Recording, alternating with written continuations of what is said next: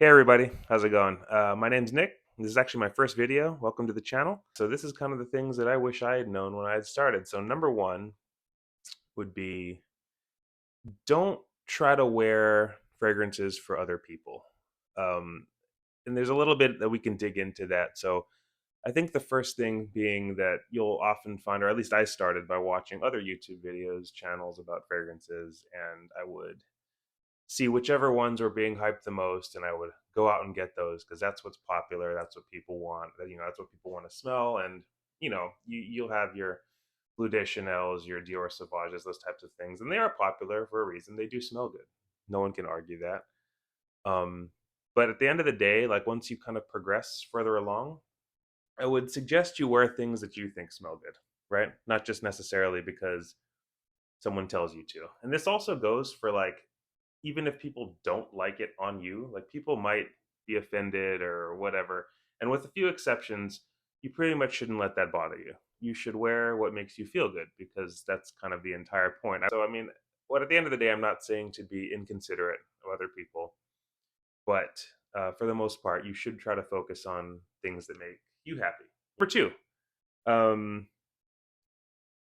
don't worry about occasion so much. I honestly think you should just use your stuff. People oftentimes will save it for a special occasion, or I'm gonna only take out the good stuff for when there's a formal party or a gathering or a wedding or something like that. But honestly, fragrance is something that does expire. It doesn't go bad as quickly as they advertise on the boxes and stuff. It'll go for years and years. I mean, people are buying vintage batches of all kinds of fragrances, right? So it will last, but it is something that does have a shelf life technically. So over time, and assuming it's stored properly, it should do okay. But for the most part, eventually they deteriorate.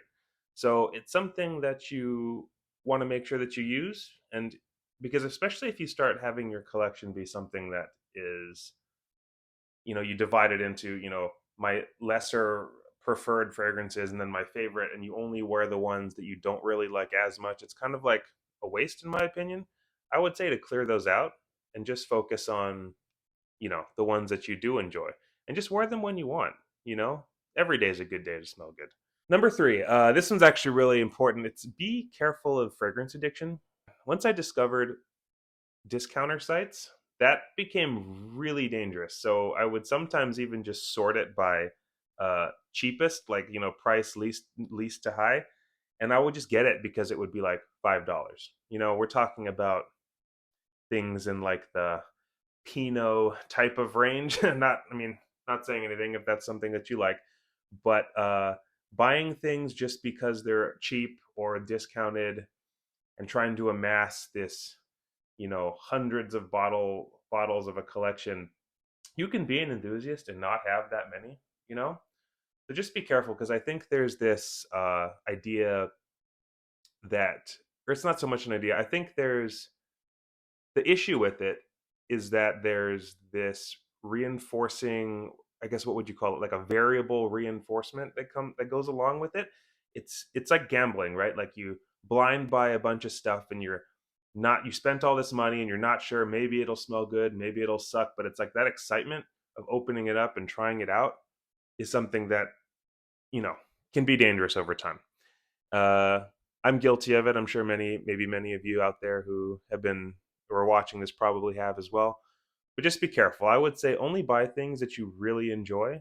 And if you notice that you stop reaching for something as often, it's not a bad thing to thin out your collection, sell it off. Uh, you know, so just be careful, because it can be kind of a money pit. You want to make sure you take care of your responsibilities first. Make sure you have a roof over your head, electricity, food, that kind of thing, right? Oh, also, you don't need complete sets. So I don't know if it's just me, but I have this. I don't know if it's like OCD or something, but I like having all the flankers of one type, or at least I feel compelled to have all the flankers. Not that I do that anymore, but you know, sometimes companies will release the EDT version, and then the EDP, and then the Parfum, and then the X-Straight, and then it goes on forever. And then kind of like if you have a collector brain, you need to like, or you're going to feel compelled to have every single one or every edition, and that can kind of add up as well.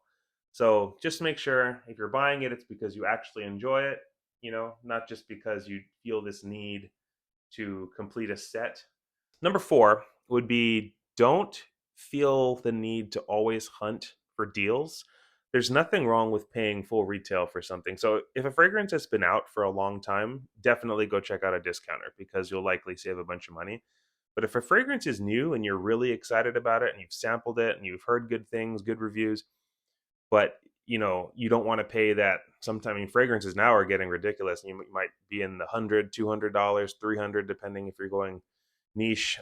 It goes up even higher than that, depending on what brand we're talking about. But if it's something that you're excited about and you know for sure that you love it, I don't see anything wrong with going to the store and just picking up a bottle.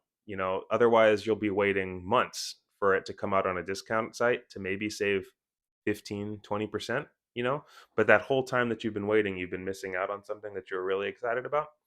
So just think about it. To me, I look at it like a cost per use type of situation. So you buy this expensive fragrance, but maybe you get enjoyment of it for years and years. So if you average out that cost over all of those times you used it, it's not actually too bad. So yeah, don't be afraid to pay full retail for things. Number five, I would say always, always sample stuff first. So this kind of ties in with the fragrance addiction part, but I have stopped blind buying fragrances 100%. Um, it is fun sometimes to have that surprise, maybe something you weren't expecting. But for the most part, depending on where you live, you should have access to a Sephora, an Ulta, Bloomingdale's, and Neiman Marcus if you're lucky, because they tend to carry kind of the more higher end niche stuff. And you can walk in, and for at least the stores around where I live, you can pretty much sample anything you want and they don't bother you. So I would recommend that you go into the store, you try it on the test strip, and if it smells good to you there, I would definitely recommend spraying some on your arm because it can change depending with your skin chemistry versus it just off of the test strip.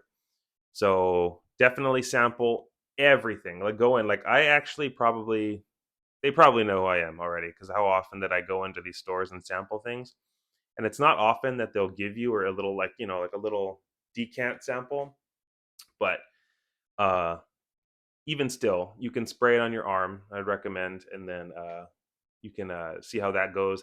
Especially walk around, let it kind of mingle with your skin a little bit, and see how it smells because things change over time, and something that might have an opening that you really enjoy might turn into something you absolutely hate in like an hour.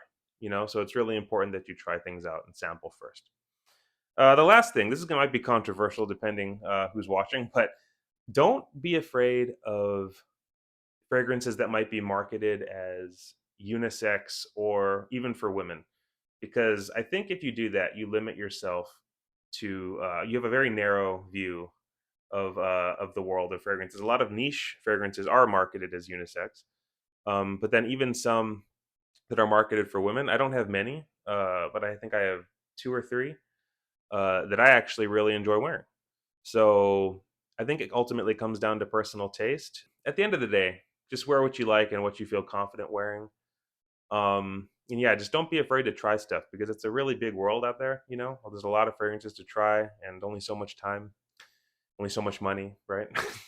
So yeah, so those are my top six tips. I think I'm counting that correctly. One, two, three, four, five, six. Yeah, six tips, and it's actually end of my first video here. I hope you all enjoyed yourself. I actually just really want to connect with people in the community, to be honest.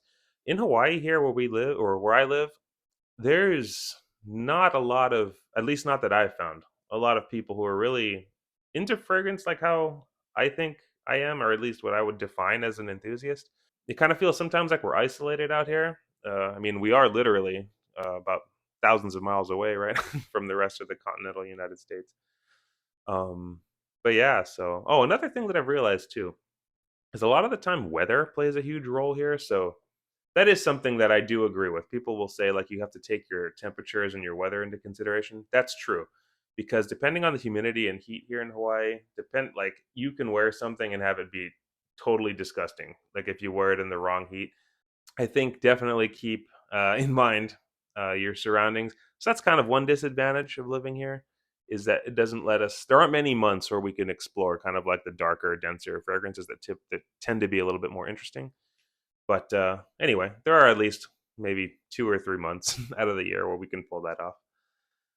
But anyway, guys, thanks for watching. I hope to get in touch with you all soon. Thanks.